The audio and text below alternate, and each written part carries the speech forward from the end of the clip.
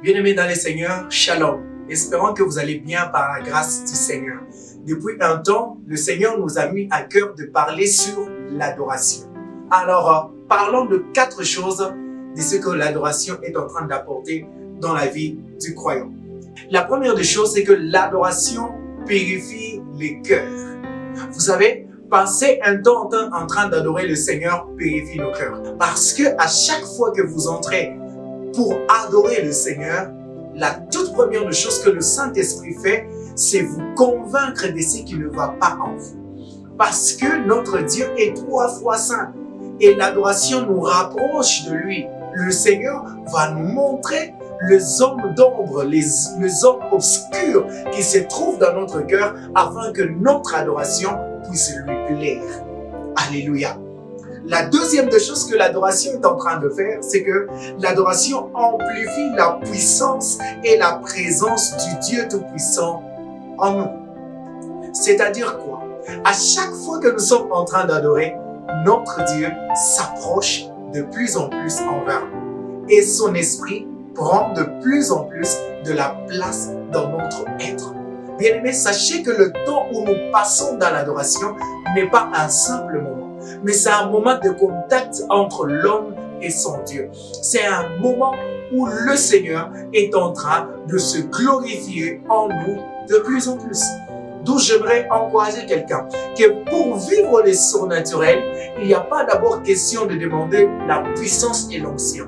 Mais pour vivre les surnaturels, nous devons apprendre à adorer le Seigneur, à l'apprécier et à dire ce qu'il est envers nous. À chaque fois que nous adorons le Seigneur, Dieu nous rend conscients de ce que nous devons faire pour que notre vie aussi s'améliore. Parce qu'à chaque fois que vous adorez Dieu, il est un Dieu parfait, il est un Dieu complet, il est un Dieu qui se suffit en lui-même. Et quand il entre dans la vie de l'homme, il aime que l'homme aussi puisse se suffire de la présence de Dieu.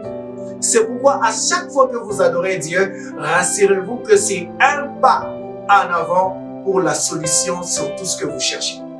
À chaque fois que vous adorez le Seigneur, sachez que c'est un moment pour vous de vivre tout ce dont vous cherchez de la part de Dieu. Apprenez à adorer le Seigneur parce que c'est la source de votre victoire. Apprenez à adorer le Seigneur parce que c'est la source de la solution à tout problème que vous pouvez avoir. J'aimerais terminer par ceci. Sachez que votre façon d'adorer l'Éternel détermine votre niveau d'intimité avec lui. Un homme qui a déjà avancé dans une intimité, dans cette relation profonde avec Dieu, apprend toujours et passe beaucoup du temps dans l'adoration. Et vous allez voir qu'aujourd'hui, nous en tant qu'enfants de Dieu chrétiens, nous passons beaucoup du temps à exposer nos besoins devant Dieu, alors que Dieu nous attend dans l'adoration, afin que sa gloire puisse se manifester dans notre vie. Bien-aimés dans le Seigneur, apprenons à adorer le Seigneur, peu importe le temps et les circonstances. Et je sais une chose, tant que nous allons fléchir nos cœurs, nous allons fléchir nos genoux dans l'adoration pour adorer celui qui a créé les cieux et la terre, il finira par se manifester dans notre vie. Persévérons dans l'adoration.